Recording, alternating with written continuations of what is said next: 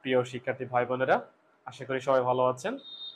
পারভেজ একাডেমিতে আপনাকে স্বাগত। আমি মোহাম্মদ শাহিন পারভেজ, আপনাদের অনলাইন টিউটর হিসেবে সাথে আছি। আমরা প্রতিদিন ইংরেজির নতুন নতুন টপিক নিয়ে আলোচনা করে থাকি। আপনি যদি আমার চ্যানেলে নতুন হয়ে থাকেন তাহলে অবশ্যই লাইক, কমেন্ট, শেয়ার এবং সাবস্ক্রাইব করে পাশে থাকবেন। আজকে ইংরেজির অত্যন্ত গুরুত্বপূর্ণ এবং কনফিউজিং একটি টপিক নিয়ে আলোচনা করতে যাচ্ছি, যেটা আমরা সচরাচর ইংরেজি লিখতে গেলে আমরা গুলিয়ে ফেলি। চলুন দেখে নিই কোন টপিক নিয়ে আলোচনা করতেছি।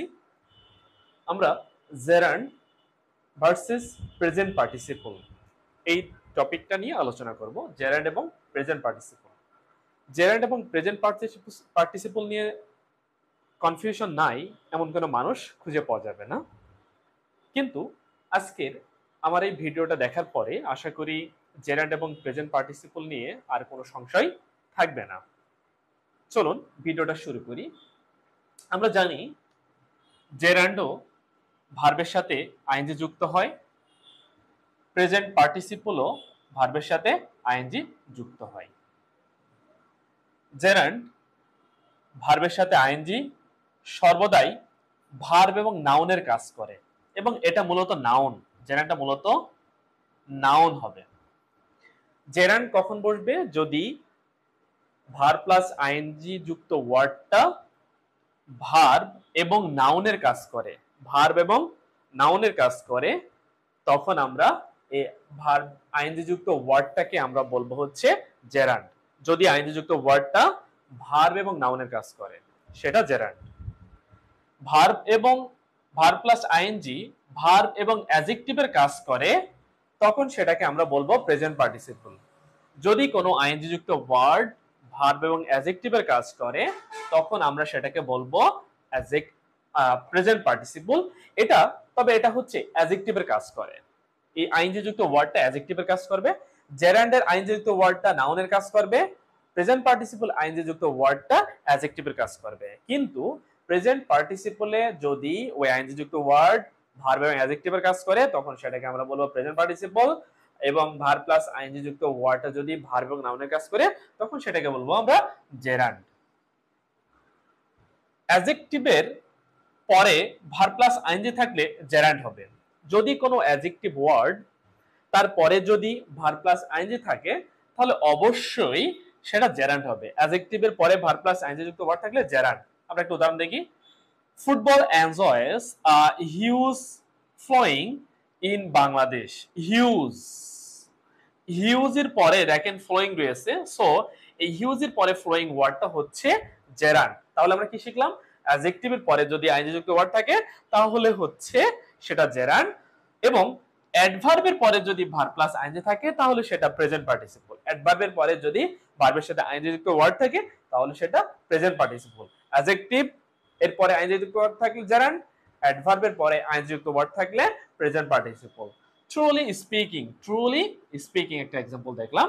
ট্রুলি, ট্রুলি হচ্ছে অ্যাডভার্ব, স্পিকিং এটা হচ্ছে প্রেজেন্ট পার্টিসিপল। আমরা নেক্সট এটা দেখি, রুলটা দেখি। ট্রানজিটিভ ভার্বের পরে ভার্ব প্লাস আইএনজি থাকলে, ট্রানজিটিভ ভার্বের পরে ভার্ব প্লাস আইএনজি থাকলে সেটা জেরান্ড হবে। ট্রানজিটিভ ভার্বের পরে আমরা ট্রানজিটিভ ভার্ব চিনি। I learn drawing, I learn drawing. এই লার্নটা হচ্ছে ট্রানজিটিভ ভার্ব, লার্নটা হচ্ছে ট্রানজিটিভ ভার্ব। সো ট্রানজিটিভ ভার্বের পরে যদি ভার্বের সাথে আইএনজি যুক্ত হয় তাহলে সেটা জেরান্ড।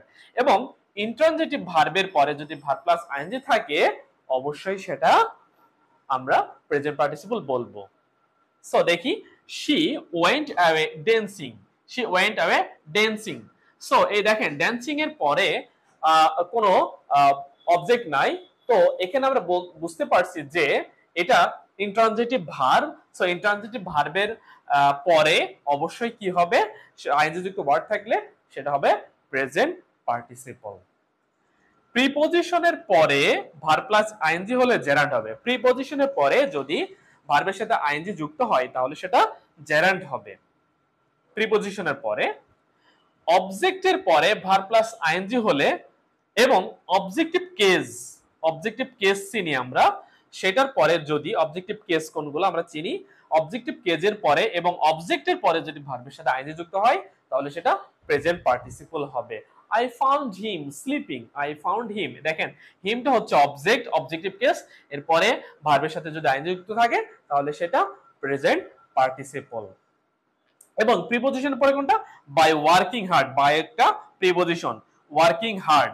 সো বাই এর পরে যে আইনযুক্ত ওয়ার্ডটা বসছে সেটা হচ্ছে জেরান্ড। পসেসিভ কেজের পরে ভার্বের সাথে আইএনজি যুক্ত হলে সেটা জেরান্ড হবে। পসেসিভ কেজ চিনি আমরা কেজ চিনি সাবজেক্টিভ কেজ, অবজেক্টিভ কেজ এবং possessive cage.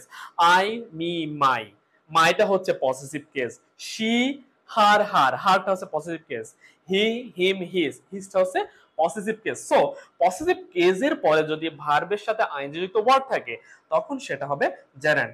This is my writing, my writing, এই রাইটিং ওয়ার্ডটা মাই হচ্ছে possessive cage, this is my writing table, এই রাইটিংটা হচ্ছে জেরান্ড। আমরা আরেকটা উদাহরণ দেখি। কমপ্লিমেন্ট হিসেবে ভার্বের সাথে আইএনজি যদি কাজের নাম বোঝায় তাহলে সেটা জেরান্ড হবে। কমপ্লিমেন্ট হিসেবে ভার্বের সাথে আইএনজি যদি কাজের নাম বোঝায় তখন সেটাকে আমরা জেরান্ড বলবো। যেমন my favourite activity is reading, এই রিডিংটা কাজ, রিডিংটাও যদি my favourite activity is reading, এই রিডিংটা হচ্ছে কাজ, এই রিডিংটা হচ্ছে কমপ্লিমেন্ট, কারণ কমপ্লিমেন্ট মাই ফেভারিট কমপ্লিমেন্ট অ্যাক্টিভিটিসটা কি রিডিং। সো কমপ্লিমেন্ট হিসেবে যদি ভার্বের সাথে আইএনজি যুক্ত হয় যদি সেটা কাজের নাম বোঝায় তখন আমরা জেরান্ড বলবো। কমপ্লিমেন্ট হিসেবে ভার্বের সাথে আইএনজি যদি কোনো নাউন প্রোনাউনের বিশেষণ বোঝায় তখন সেটাকে আমরা প্রেজেন্ট পার্টিসিপল বলবো। যেমন দেখি দি সিনারি লুকস চার্মিং, দেখেন এই চার্মিং ওয়ার্ডটা এখানে আইএনজি যুক্ত আছে কিন্তু এই চার্মিংটা কাকে মডিফাই করতেছে? দ্য সিনারিকে। সো এই আইএনজি যুক্ত ওয়ার্ডটা কমপ্লিমেন্ট যদি নাউন অথবা প্রোনাউনকে মডিফাই করে, বিশেষায়িত করে, তখন আমরা সেটাকে কি বলবো? সেটাকে আমরা প্রেজেন্ট পার্টিসিপল বলবো।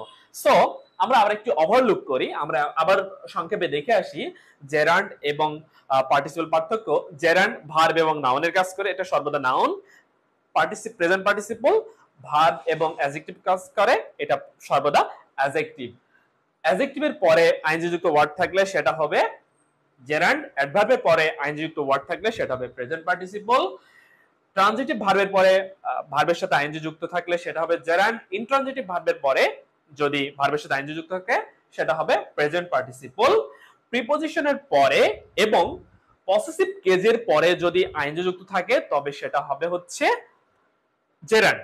এবং অবজেক্ট এবং অবজেক্টিভ কেজের পরে যদি আইএনজি যুক্ত ওয়ার্ড থাকে তবে সেটা হবে হচ্ছে প্রেজেন্ট পার্টিসিপল।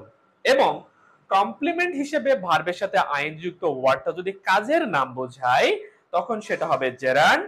কমপ্লিমেন্ট হিসেবে ভার্বের সাথে আইএনজি যুক্ত ওয়ার্ড যদি কোনো নাউন বা প্রোনাউনের বিশেষণ বোঝায় তখন সেটাকে আমরা বলবো প্রেজেন্ট পার্টিসিপল। সো এই ছিল আমাদের আজকের জেরান্ড এবং প্রেজেন্ট পার্টিসিপলের মধ্যকার পার্থক্য। আশা করি আজকের পর থেকে জেরান্ড এবং প্রেজেন্ট পার্টিসিপল নিয়ে আর কোনো ধরনের কনফিউশন থাকবে না। এই ভিডিওটা আপনি বারবার দেখে আপনার নিজের মধ্যে আত্মস্থ করে নিতে পারেন। আশা করি এই ভিডিওটার পরে আর কোনো প্রকার কনফিউশন থাকবে না। যদি ভিডিওটা আপনার কাছে ভালো লেগে থাকে তাহলে আমাদের চ্যানেলকে সাবস্ক্রাইব করে লাইক, কমেন্ট, শেয়ার দিয়ে অবশ্যই পাশে থাকবেন।